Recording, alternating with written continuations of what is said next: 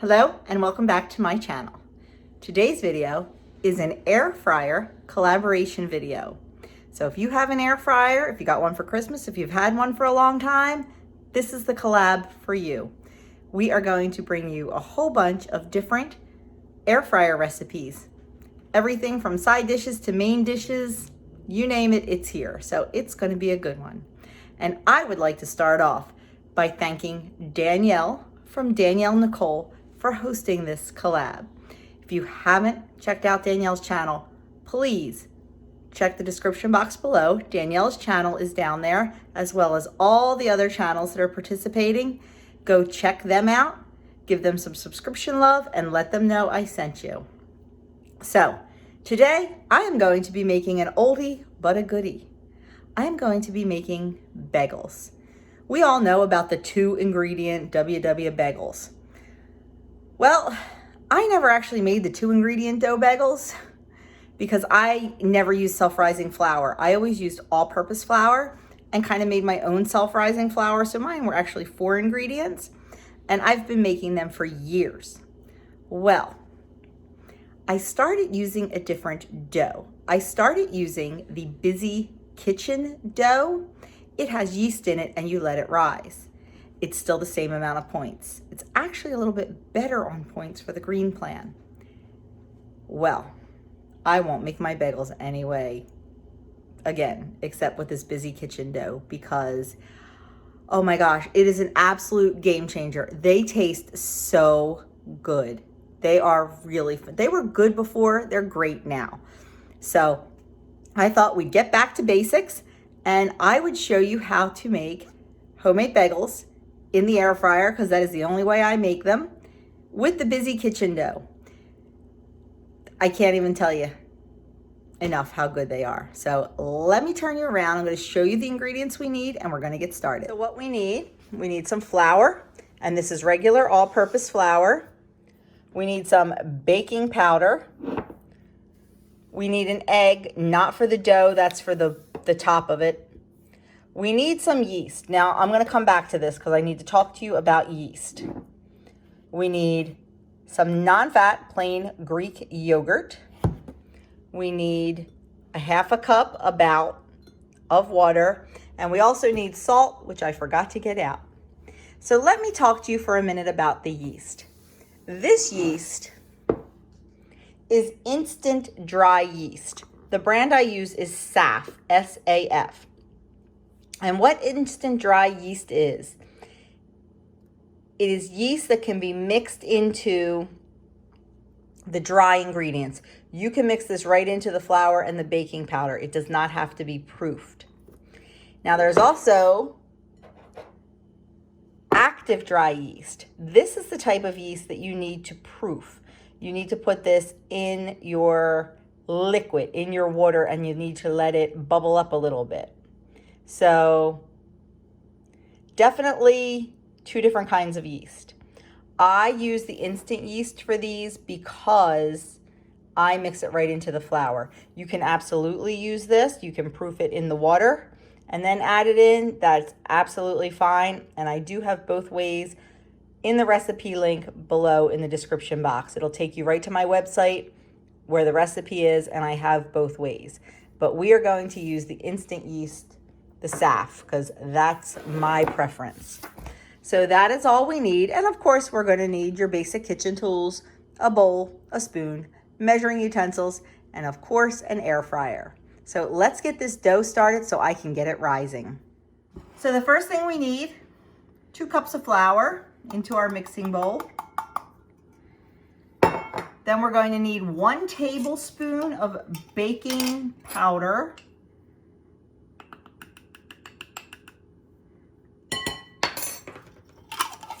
We're going to need 2 teaspoons of our instant dry yeast.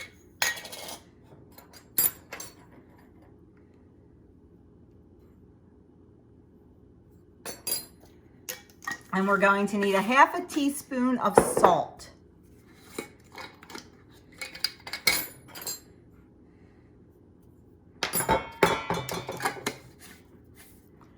And I am just going to whisk that all together. So it's thoroughly combined.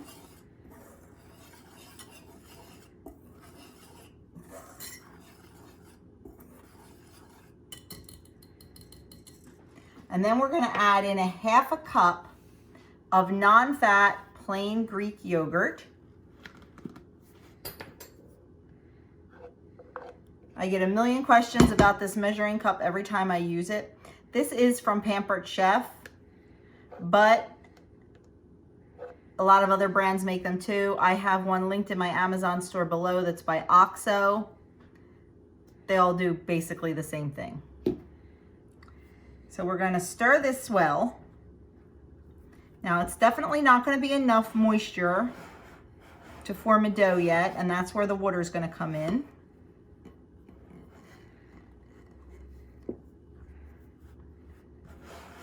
So I'm going to start by adding a 1/2 cup of water, just a little bit at a time, about 1/4 cup at first, and then the other 1/4 cup.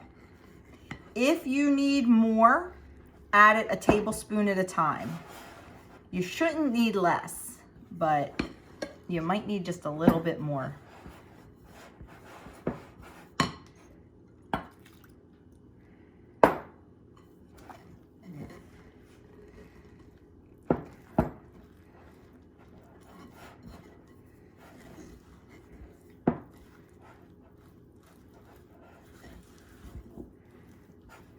Once it starts coming together to form a ball, then we can start kneading it.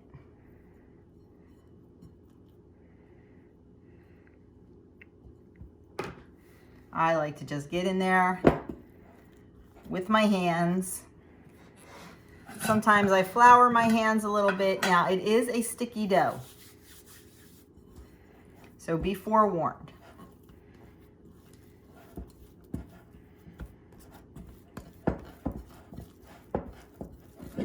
And depending on the moisture in the air, I could have actually used less water because this is really sticky today. And you're going to knead it just for about 30 seconds. It doesn't have to be kneaded long, just about 30 seconds. I'm trying not to add more flour, so I don't want to add more points to it. So I should have gone a little less on the water. But I'm impatient, so you know how that goes. Let me just throw in about a teaspoon more, and that should do it. Yep, there we go. So I just do it right in the bowl, and I just kind of turn it over on itself until it's combined. So I'm going to go wash my hands, and I'm going to give you my little trick for making a nice warm proofing oven if you don't have one. Okay, so the next thing we have to do is let it rise. How long you let it rise depends on you. I like to let it rise until it is doubled in size. You need to let it rise for at least a half an hour as per the Busy Kitchen website, which I am going to link down below so you have the original recipe. I like to let it rise until it's doubled. I can't even describe how good the dough is. I use this for pizza, I use it for bagels. Anything that I used to use the 2-ingredient dough for, I now use this. Does it take a little extra time because of the rising? Yes, it does, but I feel that the texture and the flavor is certainly worth it. So what we're gonna do is we're gonna cover the bowl, same bowl we mixed it in. I'm just gonna cover it with a kitchen towel, and then we're going to let it rise. But what I like to do, I like to set my oven to 200 degrees, but I only let it heat up for 1 minute. So it's heating up for 1 minute, and it's going to create a bit of a warm atmosphere. You don't want to leave the oven on. As soon as that minute is up, you want to shut off the oven and then put your dough in, because we don't want to bake it. We don't want it to get overly heated. We just want to create a nice warm environment for the dough to rise. So once 1 minute is up, I am going to turn the oven off, and it does not have to get to any specific temperature. It's just warming. So once that 1 minute is up, I'm gonna shut off the oven, I'm gonna put the dough in, and I'm going to let it rise, and I'll keep checking it. And as soon as it's doubled in size, then I will be back to make the bagels. Okay, before I get my dough out, I just wanted to show you my air fryer. I have the Power XL air fryer oven. I have 2 of the racks out on the counter right now, but it is the kind with racks, not with a basket. I used to have the basket kind and it was fine, but it broke. So I kind of upgraded to this. Now I do have 2 of the racks out, and whenever I'm making bagels, I like to put parchment paper on them because I don't know if you can see, but the grid on these racks is pretty wide and I don't want the dough to go through it. So I do like to put a little piece of parchment paper on the racks when I cook my bagels. I don't use it for anything else, just bagels. And I will only be using 2 of the racks, so I'm going to take a 3rd one out. So I just wanted to show you that before I got started actually making the bagels. So let's do that right now. Okay, my dough is done rising. Look at that. Beautiful, beautiful dough. It definitely doubled in size, and it definitely makes the bagels just, the texture and the taste just fantastic. So what I like to do, and you do not have to get this technical, I like to take the dough and I like to weigh out the complete recipe of it.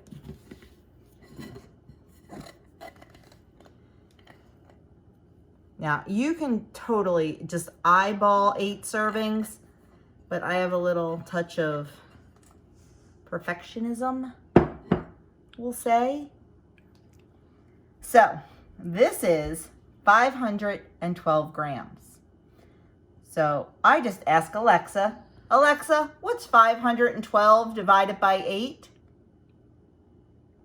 64. Alexa's not listening, but my husband is. Alexa, what's 512 divided by 8? 512 divided by 8 is 64. Exactly what Doug said, faster than Alexa. Why do I even bother when Doug is standing right here? Okay, so what was it again? 64. So what I'm going to do is I am going to weigh out 64. This is just a little bit stickier than it normally is. Of course it's stickier because, you know, I'm filming it. It would be perfect if I wasn't filming, because that's the way it always goes. Okay, close enough, 63.5. And then what I like to do, instead of putting them into a bagel shape, let me get a little bit of flour for my hands.